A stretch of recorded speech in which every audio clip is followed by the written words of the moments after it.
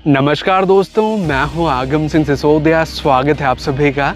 अगर आप south India के फेमस हिल स्टेशन ऊटी घूमने का विचार बना रहे हैं और ये जानना चाहते हैं कि यहाँ की फेमस टूरिस्ट प्लेसेस कौन कौन सी हैं, तो आज हम आपको ऊटी के लिए कंप्लीट गाइड करेंगे। सबसे पहले तो हम आपको लेकर चलेंगे उन सभी स्थानों की ओर जो कि ऊटी में फेमस हैं और आपको ऊटी टूर के दौरान ज़रूर देखने चाहिए, और उन सभी स्थानों को हम आपको अच्छे से दिखाएंगे जिससे कि आपको ऐसा अनुभव होगा कि आप हमारे साथ ऊटी घूम रहे हैं। साथ ही हम आपको कुन्नूर और आदि योगी का भी टूर कराएंगे और आपको जानकारी देंगे कि ऊटी घूमने के लिए आप अपना टूर प्लान कैसे कर सकते हैं, कितने दिनों की आपको आवश्यकता होगी, कितना बजट आपको लगेगा। ये सारी छोटी बड़ी जानकारी आपके साथ शेयर करेंगे। तो आइए मिलकर एक्सप्लोर करते हैं ऊटी।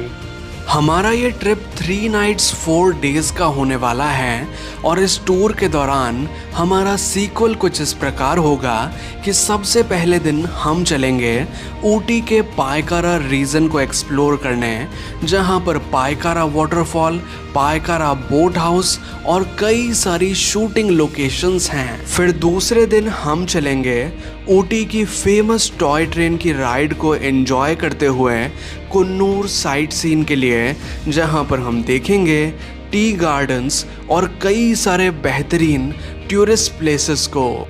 और फिर हमारी ट्रिप के तीसरे दिन हम चलेंगे ऊटी के प्रसिद्ध पर्यटक स्थलों को एक्सप्लोर करने, जो कि हैं Doddabetta peak, tea factory, Ooty lake, Ooty botanical garden and rose garden. और फिर फाइनल डे में हम चलेंगे ईशा फाउंडेशन के लिए, जहां पर आदि योगी की विशालकाय प्रतिमा है जिनके हम दर्शन करेंगे।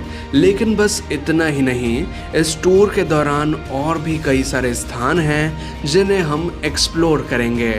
और इन सभी स्थानों को घूमने के लिए हमने एक टूर पैकेज बुक किया है फ्लूटो हॉलीडेज़ कंपनी के साथ। अब ये पैकेज हमें कितने का पड़ा, इसमें क्या क्या चीज़ें शामिल हैं, ये सारी जानकारी हम आपके साथ शेयर करेंगे। लेकिन इससे पहले आइए मिलकर एक्सप्लोर करते हैं ऊटी। तो आज है हमारे इस ट्रिप का पहला दिन और सबसे पहले हम चल रहे हैं पायकारा वाटरफॉल को एक्सप्लोर करने। ऊटी के एक प्रसिद्ध स्थान को अब हम देखने आ चुके हैं जिसका नाम है पायकारा वाटरफॉल। इस वाटरफॉल के ओपनिंग और क्लोजिंग टाइम के बारे में बात करें तो ये सुबह 8:30 बजे ओपन हो जाता है और शाम को 5:30 बजे तक ये ओपन रहता है। अभी हम इसके पार्किंग एरिया में पहुंच चुके हैं। यहाँ पर सारे व्हीकल्स पार्क कर दिए जाते हैं और पार्किंग एरिया से लगभग 300 मीटर का हमें ट्रैक करना होता है, थोड़ा सा वॉक करना पड़ता है, 300 मीटर डिस्टेंस। उसके बाद आता है वाटरफॉल।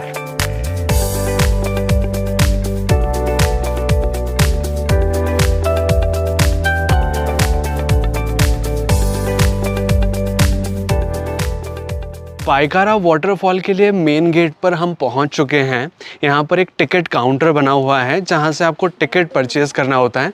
टिकट का मूल्य है फॉर एडल्ट 30 रुपीज़ का, और अगर आपके साथ 5 से 10 साल के बच्चे हैं तो उनका चार्ज लगता है सिर्फ 10 रुपीज़ का।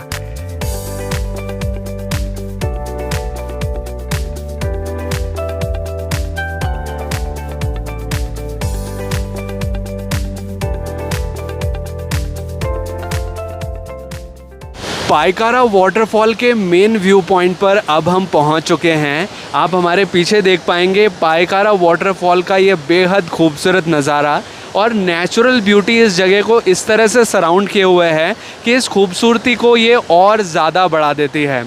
पायकारा वाटरफॉल के बारे में कुछ और चीज़ें मैं आपको बताना चाहूँगा कि पायकारा वाटरफॉल एक ऐसा वाटरफॉल है जो कि ज़्यादा हाइट से नहीं गिरता है। जो रिवर है पायकारा रिवर, वो फ्लो होते हुए नीचे आती है, जो कि इस वाटरफॉल का निर्माण करती है। यानी कि एक नदी है यहाँ पर जिसका नाम भी पायकारा रिवर है, और वो नीचे आती है इन पत्थरों से फ्लो होते हुए और वाटरफॉल का ये फॉर्मेशन करती है। हालांकि ये जगह काफ़ी अच्छी है, नेचर से भरपूर है, तो आप यहाँ काफ़ी अच्छे पिक्चर्स क्लिक कर सकते हैं।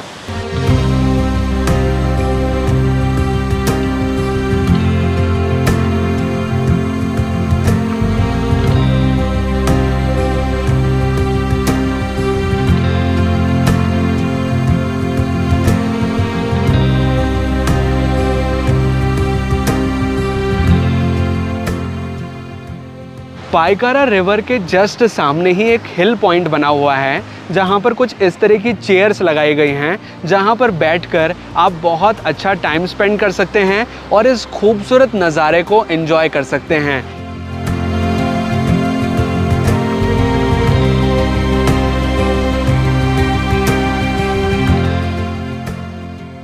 पायकरा वाटरफॉल से लगभग 1.5 से 2 किलोमीटर की दूरी पर पायकरा लेक है, जो कि एक बहुत ही खूबसूरत व्यू पॉइंट भी है और साथ ही लेक में बोटिंग भी होती है।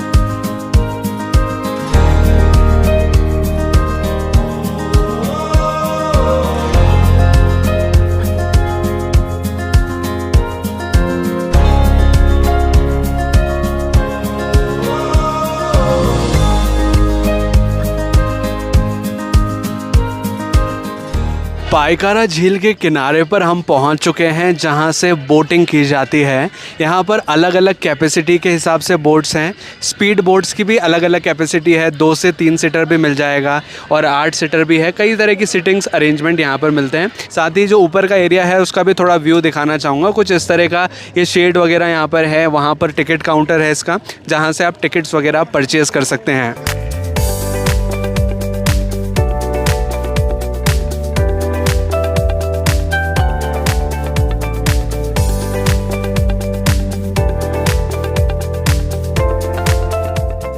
अब एक खूबसूरत पाइन फॉरेस्ट को देखने हम आ चुके हैं, लेकिन यहाँ पर प्रवेश करने से पहले हमें टिकट परचेज़ करना होता है, जिसका मूल्य है 30 रुपीज़ पर पर्सन का।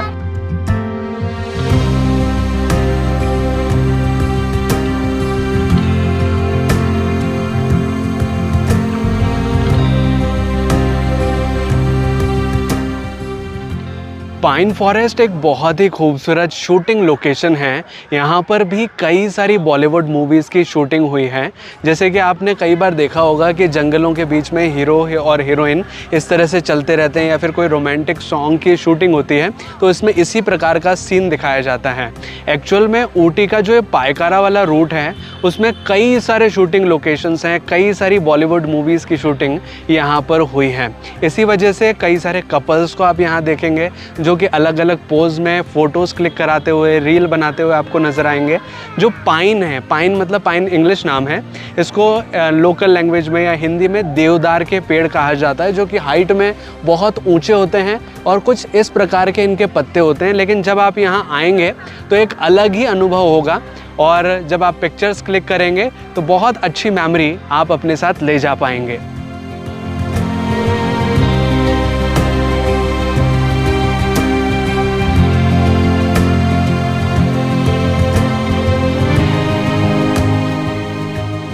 पाइन फॉरेस्ट में एक ख़ास चीज़ जो कि हमें दिखाई दी वो ये है कि यहाँ नीचे आप देखेंगे तो कुछ इस तरह की जड़ें आपको नज़र आएंगी, जो कि एक स्पेसिफिक शेप लिए हुए हैं। यानी कि आप नीचे देखेंगे तो ऐसा लगेगा किसी ने यहाँ गाड़ा हुआ है कुछ पत्थर वगैरह का, लेकिन एक्चुअल में है ये पाइन ट्रीज़ की रूट्स, जो कि दिखने में काफ़ी खूबसूरत लगती हैं। पाइन फॉरेस्ट से चलकर जब हम थोड़ा नीचे की ओर आते हैं तो पायकारा नदी का बड़ा ही खूबसूरत नज़ारा नज़र आता है। सामने की ओर जो दूसरे पहाड़ हैं, जो पेड़ पौधे हैं, उसका व्यू नज़र आता है। साथ ही यहाँ पर हॉर्स राइडिंग भी होती है।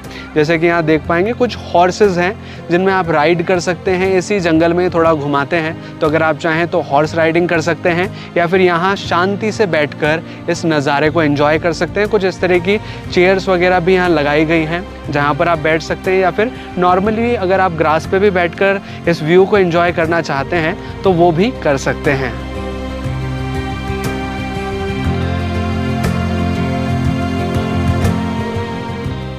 अब हम आ चुके हैं ऊटी के एक बहुत ही खूबसूरत स्थान को विज़िट करने, जिसका नाम है 9th माइल शूटिंग पॉइंट, जिसे वेनलॉक डाउन नेचर ट्रायल के नाम से भी जाना जाता है। यहाँ पर कई सारी मूवीज़ की शूटिंग हुई है। यहाँ पर प्रवेश करने का टिकट चार्ज लगता है 30 रुपीज़ पर पर्सन का। अब टिकट लेके हमने अंदर की ओर प्रवेश कर लिया है, लेकिन जो मेन पॉइंट है उसके लिए हमें थोड़ा सा पैदल चलते हुए वहाँ ऊपर तक जाना होता है।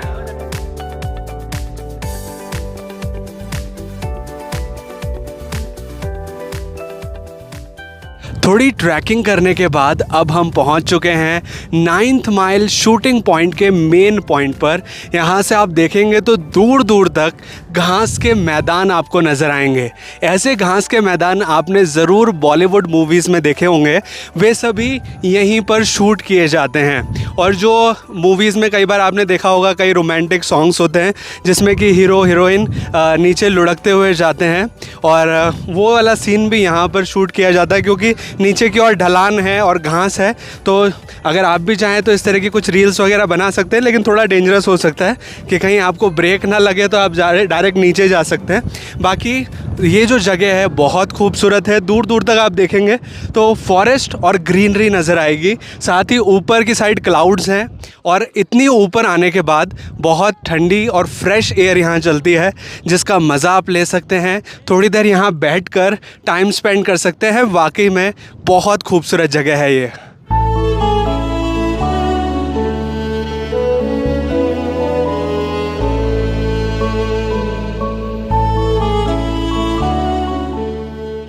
यहाँ पर जिन मूवीज़ की शूटिंग हुई है उनके कुछ नाम मैं आपको बताना चाहूँगा। यहाँ पर राजा हिंदुस्तानी, राज, अजब प्रेम की गजब कहानी, साजन, इस तरह की कई सारी मूवीज़ की यहाँ शूटिंग हुई है। साथ ही जो तमिल मूवीज़ हैं उनकी भी है, और रोमांटिक सॉन्ग्स वगैरह जो बॉलीवुड में शूट किए जाते हैं उनमें से कई सॉन्ग्स यहाँ पर शूट किए गए हैं।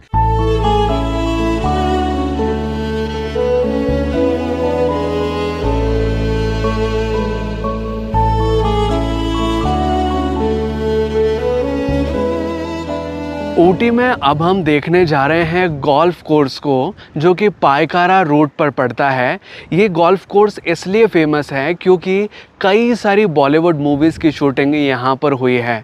जैसे कि राज मूवी की शूटिंग यहाँ हुई है, राजा हिंदुस्तानी की जो मूवी है उसकी शूटिंग यहाँ पर हुई है, साजन मूवी की शूटिंग हुई है, और भी कई सारी मूवीज़ हैं जिनकी शूटिंग इस गोल्फ कोर्स में हुई है। और इससे जो सराउंडेड फॉरेस्ट है यहाँ पर भी कई सारे शूटिंग लोकेशंस हैं जो कि देखे जा सकते हैं, लेकिन इस गोल्फ कोर्स के अंदर जाना अलाउड नहीं है। हालांकि आप यहाँ पर हॉर्स राइडिंग कर सकते हैं। कुछ हॉर्सेस आपको यहाँ नज़र आएंगे। यहाँ पर जो लोकल पीपल हैं वो हॉर्स राइडिंग कराते हैं, और साथ ही जो शूटिंग पॉइंट्स हैं उन्हें दिखाते हैं, यानी कि उनकी जानकारी देते हैं कि यहाँ पर ये मूवी शूट हुई थी, यहाँ पर ये वाला सीन शूट हुआ था। चार्जेस के बारे में बात करूँ तो 300 रुपीज़ एक शॉर्ट राइड का ये लेते हैं, यानी कि इस रोड पे थोड़ा आपको वो राइड करवाते हैं कुछ देर की। और अगर आप एक लॉन्ग राइड लेते हैं जिसमें कि थोड़ा फॉरेस्ट के अंदर ही आपको लेकर जाते हैं तो उसका चार्ज लगता है 600 रुपीज़ पर पर्सन का।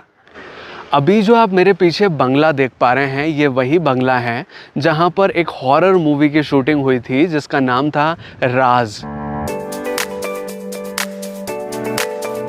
अभी हम रास्ते के बीच में ही रुके हैं। हमारे ड्राइवर ने बताया कि ये जो स्टैचूज़ यहाँ पर बने हुए हैं चौराहे के बीच में, ये टोडा ट्राइबल पीपल के हैं, क्योंकि यहाँ पर 3 तरह की आदिवासी जनजाति पाई जाती हैं, जिनमें से जो टोडा आदिवासी हैं उनका स्टैचूज़ यहाँ पर बने हुए हैं। उनका जो कल्चर है वो इन स्टैचूज़ में दिखाया गया है। उनका वेशभूषा कुछ इस तरह की होती है, और ये उनका मंदिर होता है। इस तरह का जो हट नज़र आ रहा है ये उनका मंदिर होता है। और जब इनमें शादी होती है तो कुछ इस तरह का स्टोन होता है आदमी के हाथ में, बड़ा सा एक पत्थर लेता है आदमी और उसको कुछ इस तरह से पीछे की तरफ फेंकता है, जितनी दूर वो फेंक सकता है। इससे वो शो करते हैं कि मैन पावर कितनी है, और उसके बाद वो शादी के लिए जाते हैं। कुछ इस तरह का ये सीन यहाँ पर बनाया गया है।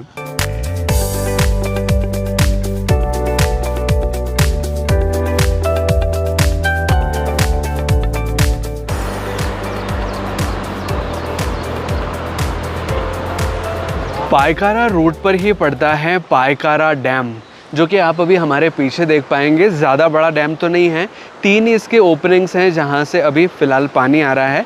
लेकिन यहाँ पर भी रुककर आप कुछ अच्छे पिक्चर्स क्लिक कर सकते हैं, क्योंकि यहाँ का जो सराउंडिंग एरिया है बड़ा ही ग्रीनरी वाला है, और नीचे वाटर फ्लो होता हुआ जाता है जो कि काफ़ी अच्छा लगता है।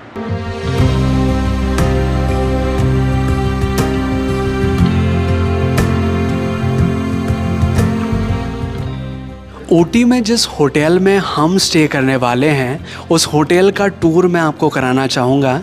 ये हमारा होटल है जिसका आप इंटीरियर देख सकते हैं जो कि काफ़ी अच्छा है, बहुत सुंदर लगता है देखने में। और साथ ही जिस होटल रूम में हम रुक रहे हैं उसको मैं दिखाना चाहूँगा। ये हमारा होटल रूम है जिसे आप देख पाएंगे काफ़ी लग्जीरियस है, नीट एंड क्लीन है और इसमें वो सारी सुविधाएँ हैं जो कि एक होटल रूम में होनी चाहिए।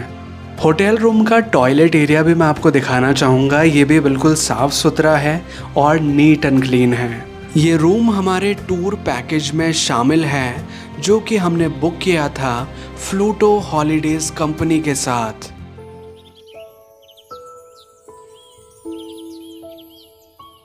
आज है हमारे इस ट्रिप का दूसरा दिन। हमारा ब्रेकफास्ट रेडी हो चुका है। अब ब्रेकफास्ट करने के बाद हम चलेंगे टॉय ट्रेन की सवारी करते हुए कुन्नूर के लिए।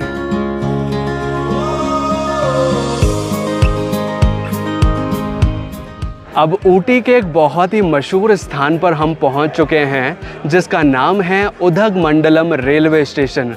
ये ऊटी का रेलवे स्टेशन है। एक्चुअल में ऊटी का पूरा नाम है उदगमंडलम और यहाँ के रेलवे स्टेशन पर हम पहुंच चुके हैं। यहाँ चलती है टॉय ट्रेन जो कि ऊटी की एक बहुत ही पॉपुलर चीज़ है। लोग जो ऊटी आते हैं, जो कुन्नूर घूमने आते हैं, वो टॉय ट्रेन की राइड ज़रूर लेते हैं। हम भी इस टॉय ट्रेन की राइड को करने के लिए आ चुके हैं उदगमंडलम रेलवे स्टेशन के मेन पॉइंट पर। ये है रेलवे स्टेशन ऊटी का जहाँ से चलने वाली है toy train. Ooty railway station के टिकट काउंटर पर अब हम पहुँच चुके हैं। अगर आपने टिकट प्री बुक नहीं किया है तो आप यहाँ पर इंक्वायरी कर सकते हैं। अगर टिकट अवेलेबल होता है तो हमारी तरह आप कुछ इस तरह का टिकट यहाँ से परचेज़ कर सकते हैं। ये इंडियन रेलवे के अंदर ही आता है। अगर आप प्री बुकिंग भी करना चाहते हैं तो IRCTC के ऐप से कर सकते हैं। ट्रेन के अंदर दो कैटेगरीज होती है, एक फ़र्स्ट क्लास, एक सेकंड क्लास। जो फर्स्ट क्लास है उसके टिकट्स थोड़े हायर एंड पे होते हैं, थोड़े ज़्यादा होते हैं, और जो सेकंड क्लास है उसके टिकट काफ़ी कम होते हैं। अगर आप ऊटी से कुन्नूर का सेकंड क्लास का टिकट लेते हैं तो सिर्फ 80 रुपीज़ पर पर्सन का टिकट होता है, और अगर आप ऊटी से कुन्नूर का फर्स्ट क्लास का लेते हैं तो 290 रुपीज़ का चार्ज होता है पर टिकट का। को जाने वाली 06-139 उदगमंडलम कुन्नूर पैसेंजर प्लेटफॉर्म क्रमांक 1 पर है। अब हमारी टॉय ट्रेन आ चुकी है। हम सफ़र करने वाले हैं टॉय ट्रेन के साथ में। ये टॉय ट्रेन का फ्रंट वाला फेस है, यानी कि इंजन है टॉय ट्रेन का। वैसे दिखने में ये नॉर्मल ट्रेन की तरह ही लगती है, लेकिन इसकी ख़ास बात यह है कि एक तो छोटी ट्रेन होती है, इसके जो डिब्बे हैं वो अलग तरह के होते हैं। यहाँ पर हमारा जो टॉय ट्रेन का टाइमिंग है वो 9:15 का है सुबह का, और कुन्नूर पहुँचने में इसको लगभग 1 घंटा लगता है। तो ये 1 घंटे की हमारी काफ़ी रोमांचक जर्नी होने वाली है इस टॉय ट्रेन के साथ। और इसके जो डब्बे हैं वो भी मैं आपको दिखाना चाहूँगा कि फ़र्स्ट क्लास में किस तरह के होते हैं, सेकंड क्लास में किस तरह के होते हैं। अब फर्स्ट क्लास कैटेगरी के डिब्बे के अंदर मैं आ चुका हूँ और आपको दिखाना चाहूँगा फ़र्स्ट क्लास अंदर से कैसा होता है। फ़र्स्ट क्लास का सिंगल डोर होता है एंट्री करने के लिए, जैसे कि आप ये देख पाएंगे। एक सिंगल डोर से आप सिंगल कैबिन के अंदर आ जाते हैं। एक सीट इस साइड होती है और एक सीट होती है इस साइड में। इसी प्रकार से हर चैम्बर का एक अलग डोर होता है, अलग एक सेपरेट गेट होता है। This is the first class category. अब सेकंड क्लास कैटेगरी के डिब्बे में हम आ चुके हैं। सेकंड क्लास का जो अरेंजमेंट है वो दिखाना चाहूँगा।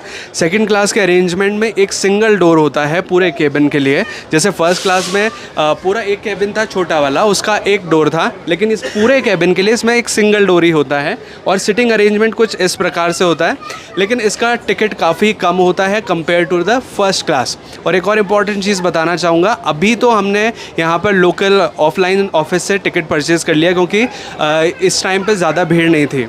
लेकिन जब आप सीज़न टाइम पर आते हैं तो काफ़ी ज़्यादा क्राउड होता है और आपको ऑफलाइन विंडो से शायद टिकट नहीं मिल पाता। तो अगर आप आते हैं और आपको इस टॉय ट्रेन का सफ़र करना है तो आप प्री बुकिंग का ज़रूर प्लान करें, प्री बुकिंग करके आएँ ताकि आपकी सीट अश्योर हो सके।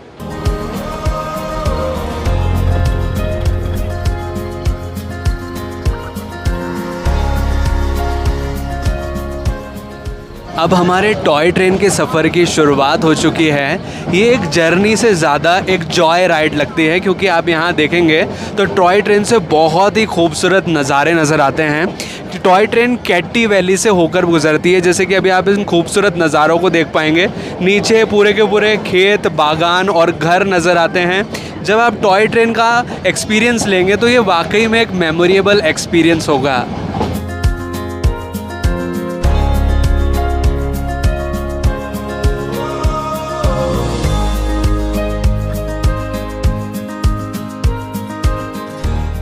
ये टॉय ट्रेन ऊटी से मेट्टुपालयम तक चलती है, जिसका डिस्टेंस है लगभग 46 किलोमीटर का। लेकिन एज़ पर टूरिस्ट मैं आपको सजेस्ट करना चाहूँगा कि आप ऊटी से कुन्नूर तक की ही टॉय ट्रेन लें, जिसकी 1 घंटे की ये जर्नी होती है, क्योंकि ऊटी से कुन्नूर लगभग 18 से 20 किलोमीटर का ही पड़ता है। और इस दौरान आप बहुत आराम से इस टॉय ट्रेन का अनुभव ले सकते हैं। टॉय ट्रेन की सवारी करते हुए बीच बीच में छोटे छोटे रेलवे स्टेशन भी आते हैं, जैसे कि अभी आया है केट्टी रेलवे स्टेशन, क्योंकि हम गुजर रहे हैं केट्टी वैली से होते हुए। तो यहाँ पर एक छोटा सा रेलवे स्टेशन बनाया हुआ है, जो कि है केट्टी रेलवे स्टेशन। यहाँ पर कुछ देर गाड़ी रुकती है और फिर हमारी ये गाड़ी आगे की ओर बढ़ती है। इस माउंटेन रेल की शुरुआत करी थी ब्रिटिशर्स ने, लेकिन अब ये रेल मंत्रालय के अंतर्गत आता है। और एक और इम्पॉर्टेंट चीज़ बताना चाहूँगा कि 2005 में इसे वर्ल्ड हेरिटेज में शामिल किया गया है। टॉय ट्रेन के बारे में एक इंटरेस्टिंग बात बताना चाहूँगा कि शाहरुख खान की एक मूवी है, जिसका एक बहुत ही पॉपुलर सॉन्ग है, जिसका नाम है चल छैया छैया। उसकी शूटिंग भी इसी टॉय ट्रेन पर की गई थी।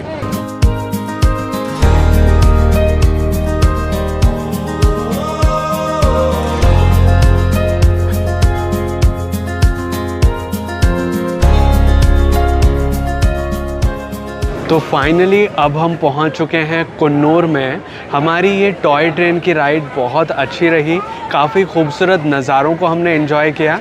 और अब यहाँ से हम आगे बढ़ेंगे कुन्नूर को एक्सप्लोर करने के लिए।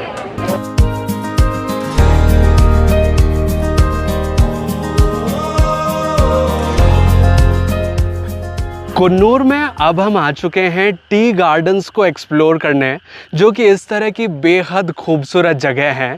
टी गार्डन्स की ख़ास बात यह है कि हम चाय के बागानों के अंदर चलते हुए भी कुछ अच्छे पिक्चर्स क्लिक कर सकते हैं और साथ ही यहाँ बैठकर कुछ टाइम स्पेंड कर सकते हैं।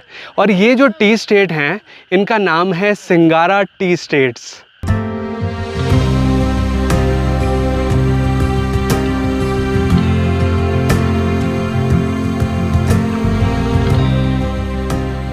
कुन्नूर के टी गार्डन्स में जब आप विज़िट करेंगे तो एक अलग ही माहौल यहाँ पर आपको नज़र आएगा। जैसे कि अभी फ़िलहाल आप देख पाएंगे कि हमारे पीछे टी गार्डन्स के ऊपर जो ये फॉग नज़र आ रही है, एक्चुअल में ये फॉग नहीं है, ये हैं बादल, जो कि इतनी आराम से यहाँ पर फ्लोट करते हुए जा रहे हैं, जिनका नज़ारा वाकई में देखने लायक होता है और बहुत ही मेमोरेबल ये नज़ारा होता है। जब आप यहाँ आएंगे तो इन बादलों के साथ भी आप कुछ इस तरह से पिक्चर्स क्लिक कर सकते हैं और साथ ही इस खूबसूरत नज़ारे को अपनी आंखों में बसा सकते हैं।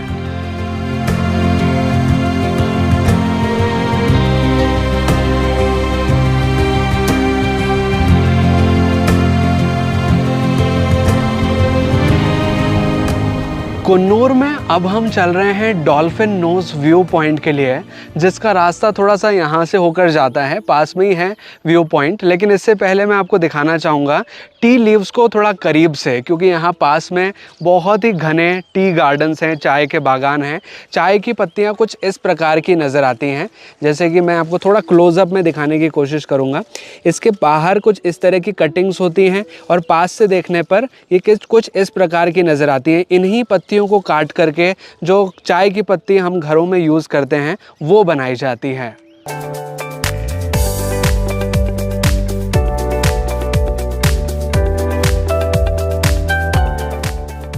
अब डॉल्फिन नोज व्यू पॉइंट के मेन पॉइंट पर हम पहुंच चुके हैं।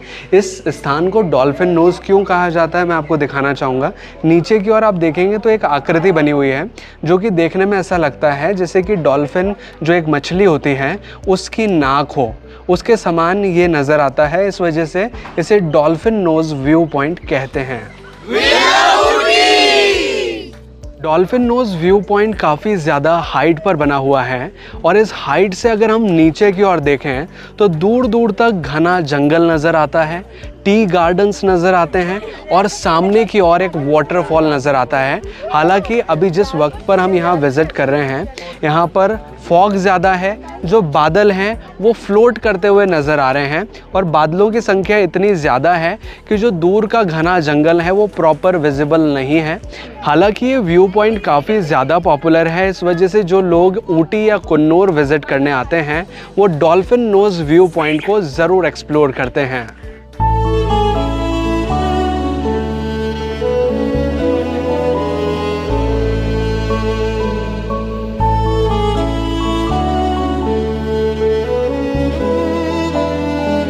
अब हम यूकलिप्टस ऑयल फैक्ट्री को विज़िट करने आ चुके हैं। यूकलिप्टस एक तरह के पेड़ होते हैं जो कि इस एरिया में पाए जाते हैं, जिसकी लीव्स में से एक एक्सट्रैक्ट निकलता है और वो ऑयल जो एक्सट्रैक्ट है वो एक तरह का ऑयल फॉर्म में होता है और ये काम आता है पेन रिलीवर्स की तरह। विक्स या झंडू बाम में जो स्मेल आती है कुछ इसी तरह की स्मेल इससे भी आती है। कुछ इस तरह के पत्ते होते हैं जिनके अंदर ऑयल पाया जाता है। इसको बनाने का कुछ विधि है जो मैं आपको बताना चाहूँगा। यहाँ पर एक चिमनी होती है, चिमनी में ये जो पत्तियाँ हैं ये पत्तियाँ तोड़कर एक बड़े से वैसल के अंदर डाल दी जाती हैं। ये इतना बड़ा वैसल होता है, इसमें ये सारी पत्तियाँ तोड़ के डाल देते हैं, उसके साथ पानी डालते हैं और नीचे से यहाँ पर एक चिमनी है, नीचे से इसको हीट करते हैं ताकि वो पत्तियाँ पानी के साथ उबले और उबलने के बाद जो पानी से वेपर बनती है वो वेपर इस पाइप के थ्रू, ये जो पाइप है इस पाइप के थ्रू यहाँ पर नीचे आती है। ये एक चैम्बर बना रखा है ठंडे पानी का ताकि जो गर्म पानी की वेपर्स हैं वो ठंडी होकर के नीचे आ जाएं और उसके बाद यहाँ इस कंटेनर के अंदर पानी और जो ऑयल है उसे कलेक्ट कर लिया जाता है। ये जो अभी आप देख पा रहे हैं इसमें पानी भी है और ऑयल भी है और फिर उसमें से ऑयल को एक्सट्रैक्ट करके यूज़ किया जाता है।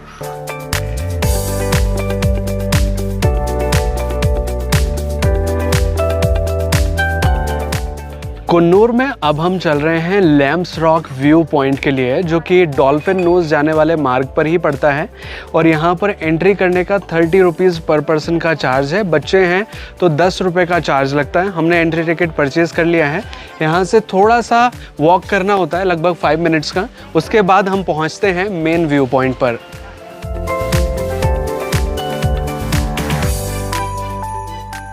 व्यू पॉइंट तक जाने का जो पैदल रास्ता है वो पूरी तरह से जंगल से ढका हुआ है। बड़े बड़े पेड़ आपको यहाँ नज़र आएंगे और ऊपर से एक तरह से ऐसा लगेगा जैसे जंगल ने इस पूरे रास्ते को कवर कर लिया हो और इस जगह पर जब आप ट्रैक करेंगे तो काफ़ी अच्छा अनुभव आपका रहेगा।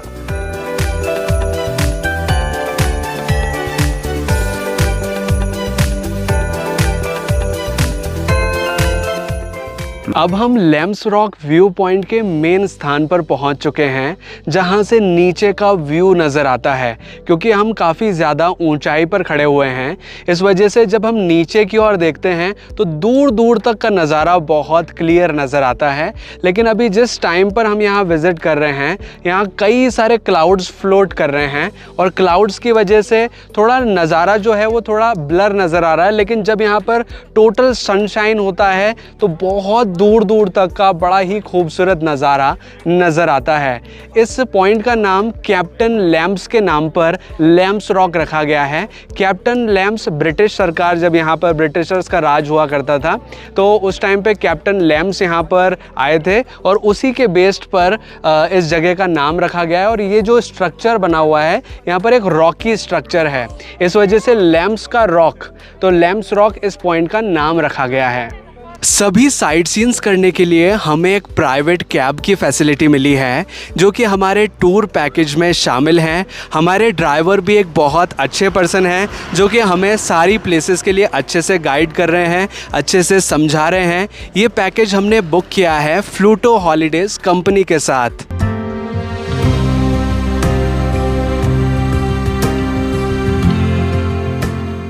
कुन्नूर में अब हम आ चुके हैं सिम्स पार्क को एक्सप्लोर करने। इस पार्क के अंदर एंट्री करने का प्रवेश शुल्क लगता है 75 रुपीज़ पर पर्सन का। तो हमने यहाँ का टिकट परचेज़ कर लिया है। अब चलेंगे पार्क के अंदर और इसे अंदर से देखेंगे।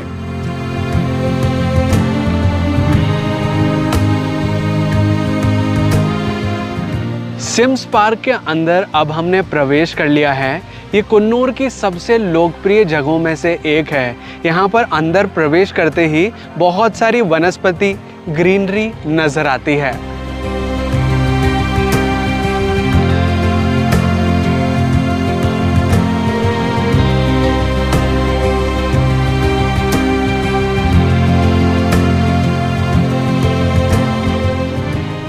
सिम्स पार्क का नाम ब्रिटिश अधिकारी जेडी सिम्स के नाम पर रखा गया था और यहाँ पर एक बोट हाउस भी है। एक छोटा सा लेक है, छोटा सा तालाब है जो कि पार्क के बीच में बना हुआ है।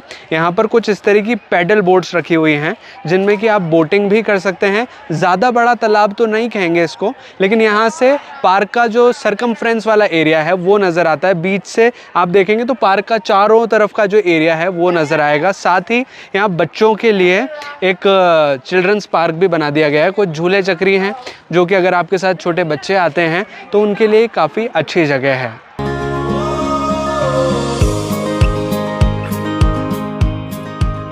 सिम्स पार्क के अंदर ही एक ग्लास हाउस भी बना हुआ है। हालांकि ये ग्लास हाउस इतना ज़्यादा बड़ा नहीं है, लेकिन फिर भी आप यहाँ पर कई वैरायटीज़ के फूल देखेंगे। और इन फूलों का जो बेस्ट सीज़न होता है वो अप्रैल एंड मई का होता है। उस टाइम पे यहाँ बहुत सारे फूल नज़र आते हैं जिनके साथ आप कुछ अच्छे पिक्चर्स क्लिक कर सकते हैं।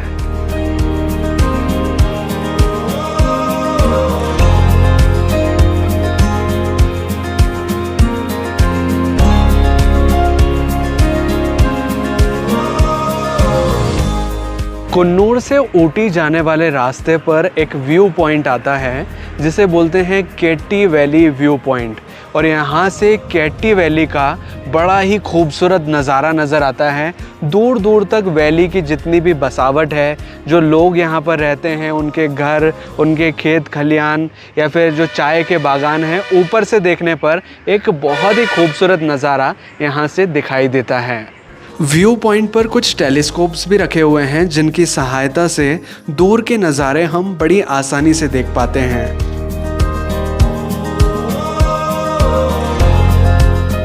केटी वैली वर्ल्ड की सेकंड लार्जेस्ट वैली है जहां पर कई सारे लोग एक साथ रहते हैं। आप देख भी पाएंगे कई सारे घर यहां पर बने हुए हैं। केटी वैली में एक चर्च नज़र आ रहा है। इसके बारे में यहाँ के लोकल लोग बताते हैं कि गोलमाल और साजन मूवी के कुछ सीन्स की शूटिंग यहाँ पर की गई है।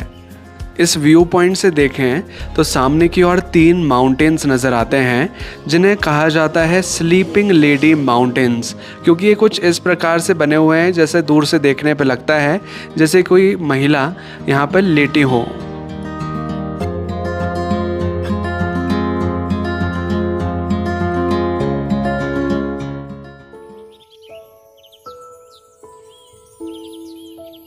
आज है हमारी इस ट्रिप का तीसरा दिन और हम चल रहे हैं ऊटी के सबसे ज़्यादा फेमस टूरिस्ट प्लेसेस को एक्सप्लोर करने। अब ऊटी के सबसे हाईएस्ट पॉइंट पर हम पहुंच चुके हैं जिसका नाम है डोडा बेटा पीक। यहाँ पर एक पार्किंग एरिया बना हुआ है और पार्किंग एरिया से लगभग 100 मीटर का डिस्टेंस हमें पार करना होता है और फिर हम पहुँचते हैं मेन व्यू पॉइंट पर।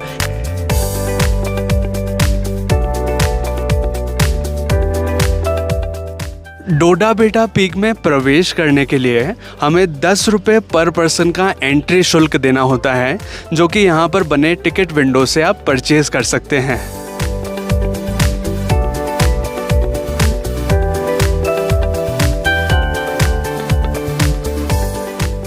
डोडा बेटा पीक के मेन व्यू पॉइंट पर अब हम पहुंच चुके हैं। ये स्थान बहुत ही ऊंचाई पर बना हुआ है और नीलगिरी माउंटेन रेंज का सबसे ऊंचा पॉइंट है और इसे साउथ इंडिया का सेकंड हाईएस्ट पीक भी कहा जाता है, क्योंकि यहाँ से आप देखेंगे तो बहुत ही खूबसूरत नज़ारा नज़र आएगा और ग्रीनरी ही ग्रीनरी आपको दूर दूर तक नज़र आएगी। साथ ही दूसरी साइड देखेंगे तो ऊटी का बहुत खूबसूरत नज़ारा नज़र आता है। ऊटी की जितनी भी बसावट है वो नज़र आती है। डोडा बेटा पीक के सेंटर पर एक टावर नुमा बना हुआ है जिसके ऊपर कुछ इस तरह से आप आ सकते हैं, जैसे कि अभी आप मुझे देखेंगे तो काफ़ी ऊंचाई पर हम खड़े हैं। यहाँ पर आकर आप बहुत अच्छे पिक्चर्स क्लिक कर सकते हैं क्योंकि एक हाइट मिल जाती है और हाइट के बाद दूर का नज़ारा भी नज़र आता है और काफ़ी अच्छी ग्रीनरी नज़र आती है। तो यहाँ अगर आप पिक्चर्स क्लिक करते हैं तो बहुत अच्छे पिक्चर्स आप क्लिक कर पाएंगे।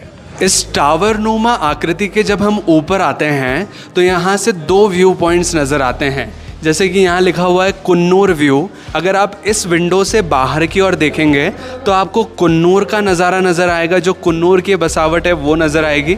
और अगर इस साइड से हम देखेंगे तो ये आएगा ऊटी व्यू, जो कि कुछ इस प्रकार से नज़र आता है। यहाँ आप देखेंगे तो फ्लोटिंग क्लाउड्स वगैरह नज़र आएंगे और ये ऊटी का नज़ारा है। डोडा बेटा पीक के मेन व्यू पॉइंट से थोड़ा साइड में हटकर एक रास्ता जाता है जो कि कुछ इस प्रकार का नज़र आता है। यहाँ से भी एक व्यू पॉइंट के लिए जाया जाता है।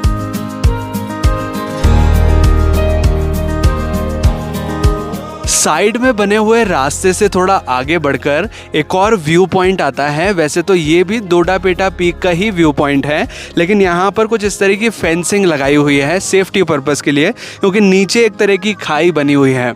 और दूर देखेंगे तो ऊटी का नज़ारा नज़र आता है। साथ ही जो फ्लोटिंग क्लाउड्स हैं यानी कि तैरते हुए जो बादल हैं उनका नज़ारा भी बड़ा खूबसूरत नज़र आता है। और इस जगह पर हवा काफ़ी तेज़ चलती है, बादल आपके अंदर से क्रॉस होते हुए जाते हैं, जो कि काफ़ी खूबसूरत एनवायरनमेंट क्रिएट कर देता है। अभी हम यहाँ सितंबर के मंथ में ही ट्रैवल कर रहे हैं और इस दौरान भी यहाँ इतनी ज़्यादा सर्दी पड़ती है, हमको इसका अंदाज़ा नहीं था। हमको लगा सितंबर में जैसे साउथ इंडिया में थोड़ी ह्यूमिडिटी रहती है, थोड़ी गर्मी रहती है, तो यहाँ पर भी वैसे ही होगा। लेकिन आप यहाँ देख पाएंगे लोगों ने यहाँ पर शॉल्स पहने हुए हैं, टोपे लगाए हुए हैं, क्योंकि बहुत ठंड पड़ती है। स्पेशली अगर मैं बात करूँ डोडा बेटा पीक की तो यहाँ पर काफ़ी कोल्ड एनवायरनमेंट रहता है। तो अगर आप यहाँ आते हैं कभी भी हो, चाहे वो गर्मी का ही सीज़न क्यों ना हो, तो अपने साथ थोड़े से विंटर वेयर्स ज़रूर रखें क्योंकि आपको उनकी ज़रूरत पड़ सकती है।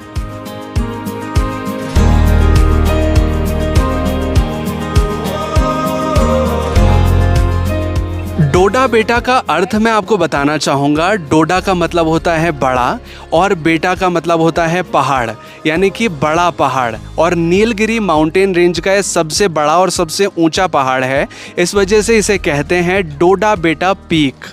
इस पीक के हाइट के बारे में बात करें तो समुद्र तल से इस पीक की हाइट 2637 मीटर्स की है, जैसे कि यहाँ पर मेंशन भी किया हुआ है।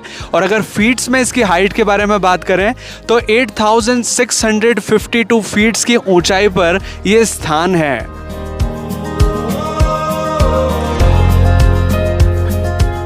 ऊटी में अब हम आ चुके हैं टी फैक्ट्री और चॉकलेट फैक्ट्री को विज़िट करने।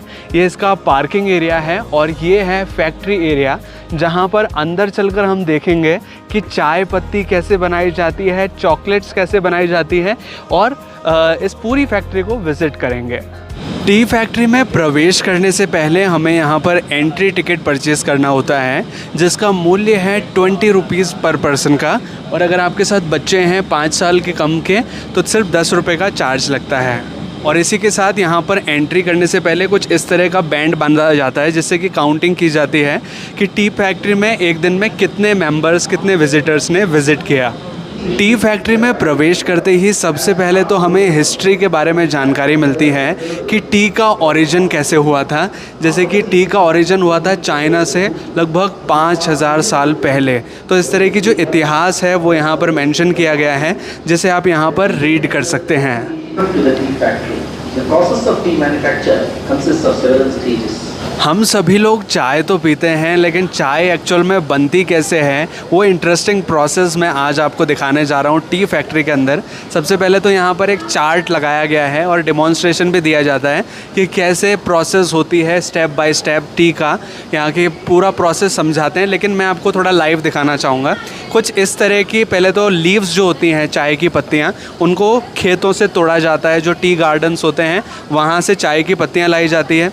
फिर कुछ इस तरह के कन्वेयर्स होते हैं, यानी कि कुछ इस तरह के बॉक्सेस होते हैं, इनसे चाय धीरे धीरे करके आगे बढ़ती है। उस आगे बढ़ने के बाद यहाँ पर एक ग्राइंडिंग मशीन होती है कुछ इस तरह की। जब ये जो लीव्स हैं सब इस पे गिर जाती है।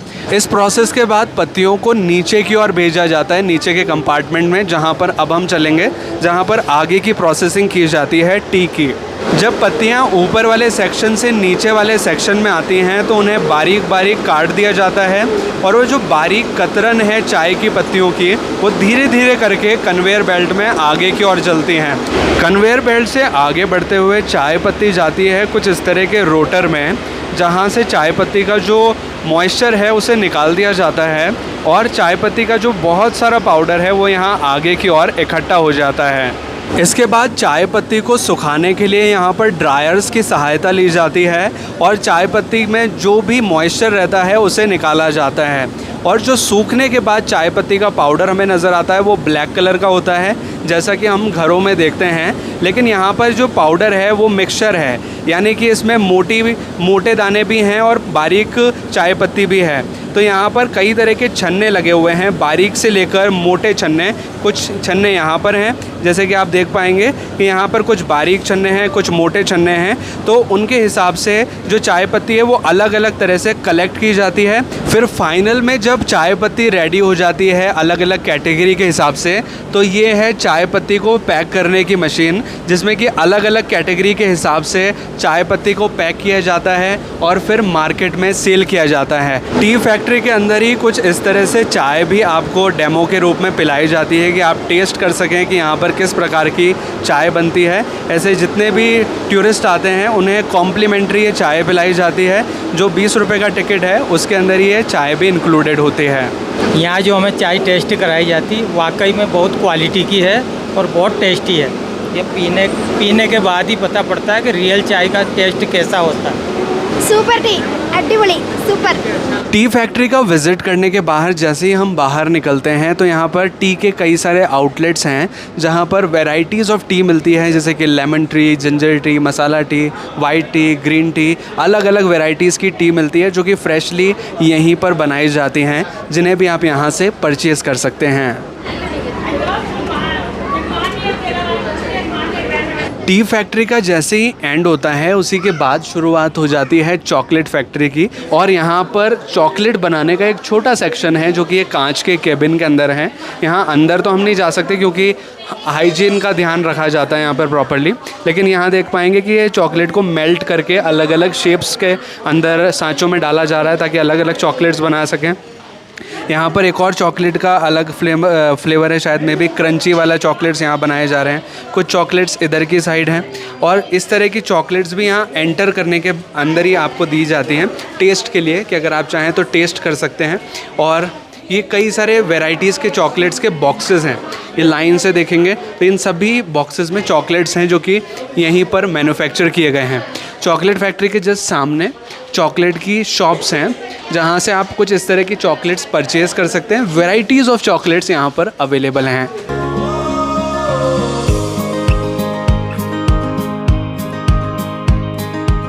टी फैक्ट्री और चॉकलेट फैक्ट्री से जैसे ही हम बाहर निकलते हैं तो एक एडवेंचर पार्क नज़र आता है। तो यहाँ पर आप जिप लाइन कर सकते हैं। कुछ और एक्टिविटीज़ हैं जैसे कि स्लाइडर है, कुछ और छोटी मोटी एक्टिविटीज़ हैं जो कि यहाँ की जा सकती हैं। और क्योंकि यहाँ से नज़ारा काफ़ी अच्छा नज़र आता है ऊटी का, तो इस नज़ारे के साथ अगर आप ये एडवेंचर एक्टिविटीज़ करते हैं तो काफ़ी अच्छी मेमोरी आप बना पाएंगे और साथ ही इस नज़ारे को एंजॉय भी कर पाएंगे।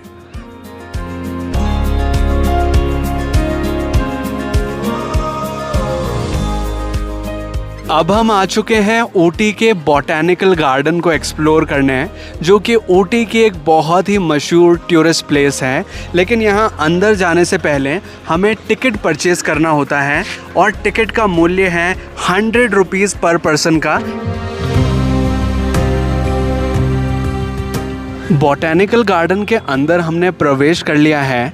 अब ये बॉटेनिकल गार्डन इतना ज़्यादा फेमस क्यों है, इसके बारे में आपको बताना चाहूँगा कि यहाँ पर कई वैरायटीज़ के गार्डन एक साथ बनाए गए हैं।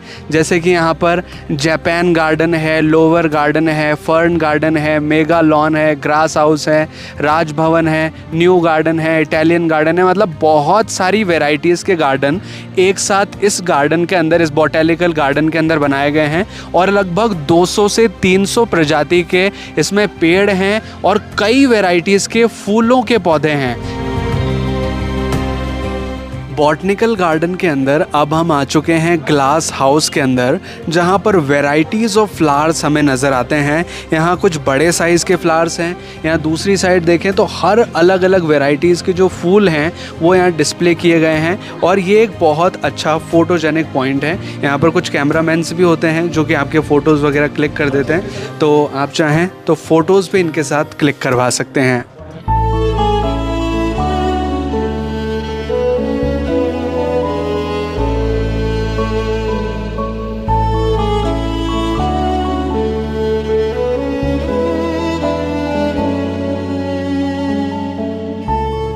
बॉटनिकल गार्डन में एक फॉसिल ट्री ट्रंक है, यानी कि पेड़ का एक तना रखा हुआ है। लेकिन इस तने की खास बात यह है कि ये 20 मिलियन साल पुराना है। गार्डन के अंदर कई सारे पेड़ पौधों की बहुत खूबसूरत तरीके से कटिंग की गई है, जो कि देखने में काफ़ी अच्छे लगते हैं। एक स्पेसिफिक डिज़ाइन देकर इन्हें काटा गया है।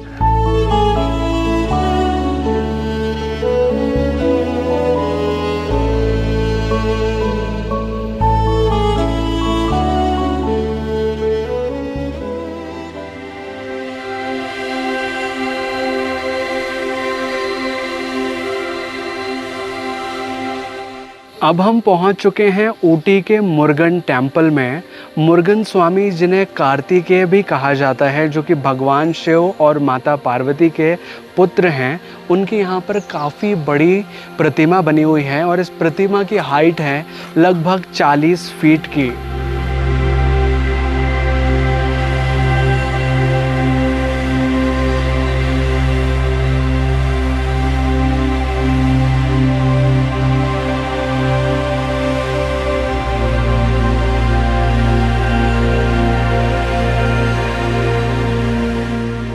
भगवान मुरुगन की ये खड़ी प्रतिमा है, जिनके एक हाथ में भाला है और दूसरा हाथ अभय मुद्रा में है।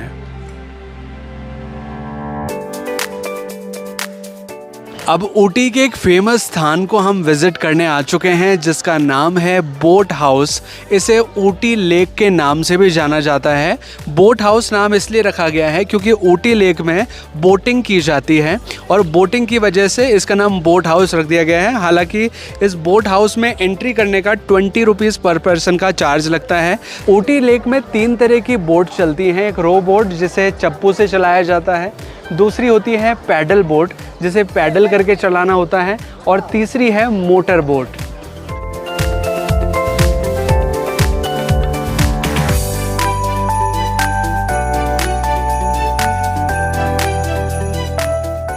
अब हम ऊटी लेक के काफ़ी करीब आ चुके हैं और ये वो स्थान है जहाँ से बोटिंग की जाती है। सभी बोट्स के अलग अलग चार्जेस होते हैं अकॉर्डिंगली कि कितनी सीट्स वाली आप चूज़ कर रहे हैं, कौन सी बोट आप चूज़ कर रहे हैं, उसके हिसाब से इनके चार्जेस होते हैं। ऊटी लेक के बारे में कुछ इंटरेस्टिंग बातें हैं जो कि मैं आपको बताना चाहूँगा। ऊटी लेक में कई सारी बॉलीवुड फिल्म्स की शूटिंग हुई है, जिनमें से कुछ के नाम मैं आपको बताना चाहूँगा। एक फ़िल्म है जिसका नाम है मैंने प्यार किया, जिसका एक गाना था बहुत फेमस हुआ, दिल दीवाना बिन सजना के माने ना। उस गाने की शूटिंग यहीं पर हुई है। साथ ही रणवीर कपूर और कैटरीना कैफ की एक फ़िल्म है जिसका नाम है अजब प्रेम की गजब कहानी, उसकी शूटिंग भी यहीं पर हुई है। ऊटी लेक एक आर्टिफिशियल लेक है, यानी कि एक कृत्रिम झील है जिसे 1824 में अंग्रेज़ों के द्वारा बनवाया गया था। लेकिन इसका मेन पर्पस पुराने समय में फ़िशिंग हुआ करता था, वो फ़िशिंग के लिए इसका इस्तेमाल किया करते थे। लेकिन बाद में इसे एज ए टूरिज़्म के लिए यूज़ किया जाने लगा और अब ये बोट हाउस की तरह बन चुका है जहाँ पर बोटिंग की जाती है।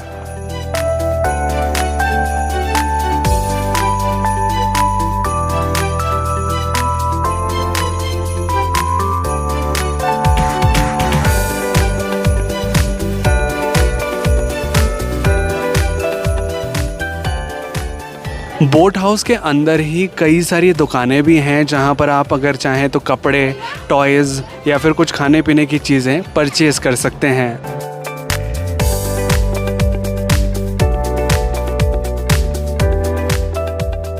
बोट हाउस के अंदर ही एक एडवेंचर पार्क भी बना हुआ है जहां पर कुछ एडवेंचर एक्टिविटीज़ होती हैं जिनका मज़ा भी आप यहां ले सकते हैं।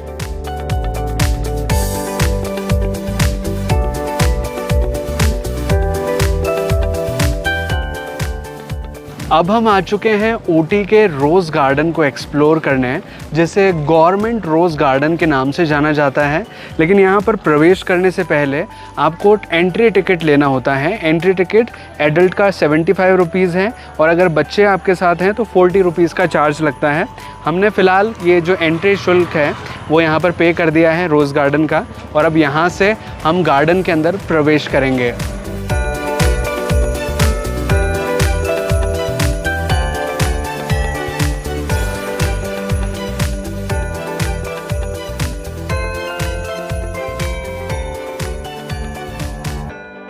अब हमने रोज़ गार्डन के अंदर प्रवेश कर लिया है और प्रवेश करते ही यहाँ पर बहुत वैरायटीज़ के हमें गुलाब नज़र आ रहे हैं। रोज़ गार्डन के बारे में कुछ ख़ास बातें हैं जो मैं आपको बताना चाहूँगा कि रोज़ गार्डन में लगभग 20,000 से भी ज़्यादा रोज़ेज़ की वैरायटी है, यानी कि 20,000 के करीब यहाँ पर अलग अलग प्रकार के गुलाब पाए जाते हैं और एशिया में बेस्ट रोज़ गार्डन का इसे अवार्ड भी मिला है।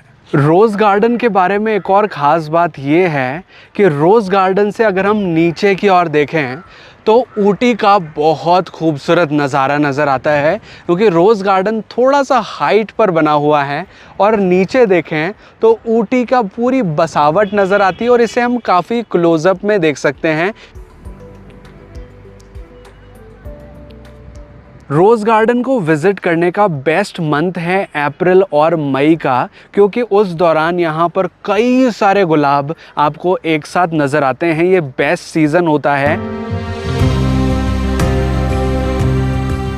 बोट हाउस के जस्ट सामने बना हुआ है थ्रेड गार्डन, जिसे भी आप यहाँ देख सकते हैं। थ्रेड गार्डन की सबसे बड़ी विशेषता ये है कि यहाँ पर जितने भी फूल पौधे हैं, जितनी भी पत्तियाँ हैं, सभी धागे से निर्मित हैं, जिन्हें बनाने में 50 कारीगरों ने 12 वर्ष तक कठिन परिश्रम किया है और इन सभी चीज़ों को बनाने में 6 करोड़ मीटर धागे का इस्तेमाल किया गया है।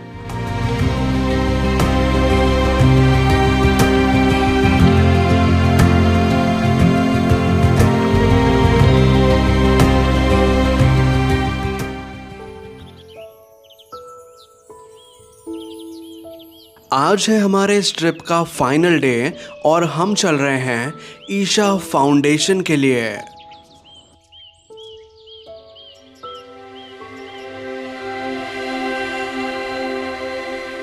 अब हम एक बहुत ही प्रसिद्ध स्थान पर पहुंच चुके हैं जिसका नाम है ईशा फाउंडेशन, जहां पर आदि योगी की बहुत बड़ी विशालकाय प्रतिमा है। एक्चुअल में ये प्रतिमा है भगवान शिव की। ये स्थान स्थित है कोयम्बटूर से लगभग 30 किलोमीटर की दूरी पर, जिसका नाम है ईशा फाउंडेशन, जहां पर आदि योगी की ये विशालकाय प्रतिमा बनी हुई है। आदि योगी की इस प्रतिमा की हाइट ज़मीन से लगभग 112 फीट्स की है और इस प्रतिमा को बनाने में लगभग 500 टन स्टील का उपयोग किया गया है। प्रतिमा का नाम आदि योगी इस वजह से रखा गया है क्योंकि आदि मतलब होता है सबसे पुराना और योगी यानी कि भगवान शिव, सबसे पुराने योगी जो कि भगवान शिव हैं उनके ऊपर समर्पित ये प्रतिमा है। ये प्रतिमा मानव तंत्र के 112 चक्रों का प्रतिनिधित्व करती है। इस वजह से इस प्रतिमा की हाइट लगभग 112 फीट की रखी गई है। इस प्रतिमा की हाइट और इसकी चौड़ाई इतनी ज़्यादा है कि इसे Guinness book of world record में भी शामिल किया गया है।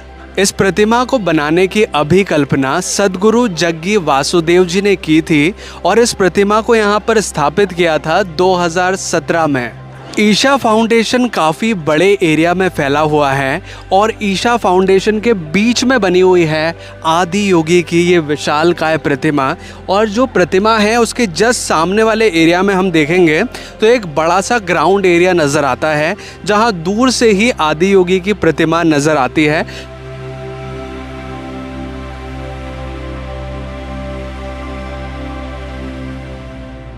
आदि योगी के यहाँ पर लाइट एंड साउंड शो भी होता है हर रोज़ शाम को 7 बजे, जैसे भी आप यहाँ पर देख सकते हैं। और आदि योगी की विशाल प्रतिमा के साथ साथ यहाँ पर ध्यान लिंगा, नंदी जी की बड़ी प्रतिमा और भी कुछ और प्लेसेस हैं जो कि यहाँ पीछे की साइड में बने हुए हैं, जहाँ पर भी आप जाकर भगवान के दर्शन कर सकते हैं और इन सभी प्लेसेस को एक्सप्लोर कर सकते हैं।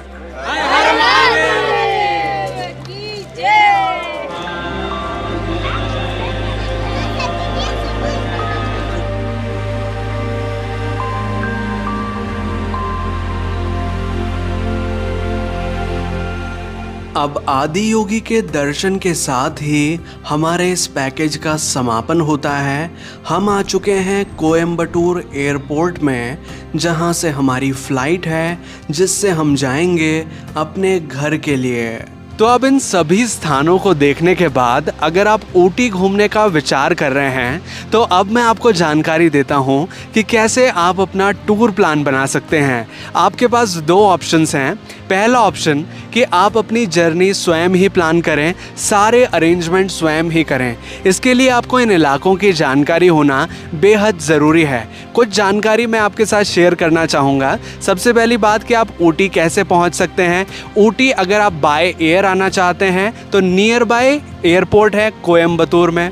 अगर आप बाय रेलवे आना चाहते हैं तो near by railway station Coimbatore में भी है और मेट्टुपालयम में भी है। अगर आप कोयम्बतूर से आते हैं तो कोयम्बतूर से ऊटी का डिस्टेंस है लगभग 85 किलोमीटर्स का। अब बात करें स्टे फैसिलिटी के बारे में तो ऊटी में बहुत सारे होटल्स हैं, लो बजट से लेकर हाई बजट तक आपको कई सारे होटल्स यहाँ पर स्टे के लिए मिल जाएंगे। फूड की बात करें कि अगर आप प्योर वेजिटेरियन हैं तो कहाँ पर खाना खा सकते हैं। हमने एक रेस्टोरेंट में ट्राई किया है खाना, पूजा रेस्टोरेंट करके है जो कि प्योर वेज है और रेलवे स्टेशन से लगभग 1 किलोमीटर इसका डिस्टेंस है। वहाँ पर हमने रेगुलरली खाना खाया है, बहुत अच्छा और स्वादिष्ट खाना है, तो वहाँ पर आप ट्राई कर सकते हैं। ऊटी का बेस्ट सीज़न कौन सा होता है? आप मॉनसून को छोड़ करके कभी भी यहाँ पर आ सकते हैं, आपको बहुत अच्छा मौसम देखने मिलेगा। लेकिन साथ ही ध्यान रखें जब हॉलीडेज़ टाइम होता है जैसे कि दिवाली हॉलीडे, क्रिसमस हॉलीडे या फिर समर हॉलीडेज़, तो उस दौरान यहाँ पर काफ़ी भीड़ होती है, तो थोड़े रेट्स भी ज़्यादा हो जाते हैं, कई बार डबल रेट हो जाते हैं और क्राउड भी आपको बहुत ज़्यादा मिलता है। तो ये तो हो गई ऊटी के बारे में कुछ जनरल जानकारी। अब बात करते हैं दूसरे ऑप्शन के बारे में जो कि आपके लिए बहुत ही किफ़ायती और आरामदायक हो सकता है। ये ऑप्शन है टूर पैकेज लेने का। जैसे कि हमने ऊटी घूमने के लिए एक कंप्लीट टूर पैकेज बुक किया था फ्लूटो हॉलीडेज़ कंपनी के साथ, जिसका ड्यूरेशन था 3 नाइट 4 डेज़ का। टूर पैकेज लेने का जो सबसे बड़ा बेनिफिट हमें मिला वो ये था कि हमें कोई भी अरेंजमेंट स्वयं नहीं करना पड़ा, सारे अरेंजमेंट ट्रैवल कंपनी ने हमें करके दिए। हमारे पैकेज में जो जो चीज़ें शामिल थी वो मैं आपको बताना चाहूँगा कि हमें यहाँ पर 3 स्टार होटल में स्टे की फैसिलिटी मिली, हमें प्राइवेट कैब की फैसिलिटी मिली जिससे कि हमने सारे साइट सीन्स करे, हमारा ब्रेकफास्ट इसी पैकेज में इंक्लूड था। कुल मिला के ये जो डेस्टिनेशन थी हमारे लिए पूरी तरह बुकड थी, हमें कोई भी अरेंजमेंट स्वयं नहीं करना पड़ा। अब बात करें प्राइस की तो ये पैकेज हमें पड़ा था 15,000 रुपये पर पर्सन के हिसाब से, क्योंकि हम 2 व्यक्ति थे। लेकिन अगर आप ज़्यादा लोग आते हैं तो आपके लिए पैकेज काफ़ी सस्ता पड़ सकता है। फॉर एग्ज़ाम्पल अगर आप 4 व्यक्ति आते हैं तो आपको ये पैकेज की कॉस्टिंग पड़ेगी 13,500 रुपये पर पर्सन के हिसाब से। अगर आप आते हैं 6 से 7 व्यक्ति तो आपको ये पैकेज पड़ेगा 11,900 रुपये पर पर्सन के हिसाब से। और जितने ज़्यादा लोग आप होते जाएंगे इस पैकेज की कॉस्टिंग पर पर्सन के हिसाब से और ज़्यादा कम होती जाएगी। और अगर बात करें हमारे एक्सपीरियंस के बारे में तो हमारा एक्सपीरियंस फ्लूटो हॉलीडेज़ कंपनी के साथ बहुत अच्छा रहा। हमने इस ट्रिप के दौरान काफ़ी एंजॉय किया और हमें काफ़ी अच्छी फैसिलिटी मिली। अगर आप भी चाहें तो हमारी तरह फ्लूटो हॉलीडेज़ कंपनी के साथ अपना टूर पैकेज बुक कर सकते हैं। कंपनी के कॉन्टैक्ट डिटेल्स हमने डिस्क्रिप्शन में दे दिए हैं, साथ ही पिन्ड कमेंट में आपको उनके कॉन्टैक्ट डिटेल्स मिल जाएंगे। वहाँ से आप उनके साथ कॉन्टैक्ट करके अपना ट्रैवल पैकेज बुक कर सकते हैं। तो ये है ऊटी और ऊटी के आसपास के सभी फेमस पर्यटक स्थल जिन्हें घूमकर हमें काफ़ी अच्छा लगा। आपको ये अनुभव कैसा लगा कमेंट करके ज़रूर बताइएगा। अगर आपको ये वीडियो अच्छा लगा है तो प्लीज़ वीडियो को लाइक कीजिएगा, इसे शेयर कीजिएगा अपने दोस्तों और अपने फैमिली मेम्बर्स के साथ। और अगर आपने चैनल अभी तक सब्सक्राइब नहीं किया है तो प्लीज़ चैनल को सब्सक्राइब कीजिए, बेल आइकन को दबाकर ऑल पे प्रेस कीजिए ताकि इसी तरह के वीडियो नोटिफिकेशंस आपको आगे भी मिलते रहें। और अगर आप चाहें तो मुझे इंस्टाग्राम पे भी फॉलो कर सकते हैं। मेरा इंस्टाग्राम आईडी है आगम सिंह सिसोदिया, जिसका लिंक हमने डिस्क्रिप्शन में भी दिया हुआ है।